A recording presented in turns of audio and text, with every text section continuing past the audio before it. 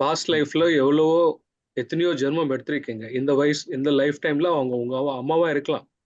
But past லைஃப்ல you don't know what is her background. எவ்வளவு நல்லது பண்ணியிருக்காங்களோ, எவ்வளவு கெட்டது பண்ணியிருக்காங்களோ தெரியாது.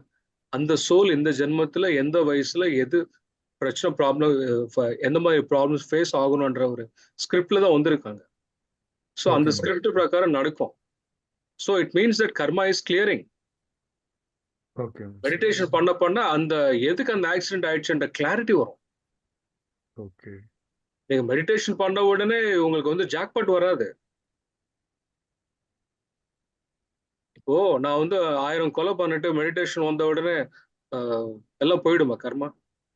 ஐ have to face the consequences இல்லையா? ஆமா. ஸோ அது We நல்லதுக்கு don't தாங்க know what எடுத்துக்கணும். is the karmic background of an individual person. Okay. ஒரு பிரச்சனை வந்துகிட்டு இருக்குன்னா இன்னும் கர்மா இருக்குன்னு அர்த்தம். சிம்பிள். நம்ம கிட்ட லோனே இல்லைன்னா பேங்க்காரன் எதுக்கு வந்து கேட்பாரு? ஒரு பேங்க்ல வந்து லோன் பெண்டிங் இருந்தா தான் அவங்க வந்து மெசேஜ் வந்துகிட்டே இருக்கும். ஸோ அதே லாஜிக்ல நம்ம கர்மா பேலன்ஸ் இருக்கும். அதனால வந்து அது விதவிதமா நடந்துட்டு இருக்கும்.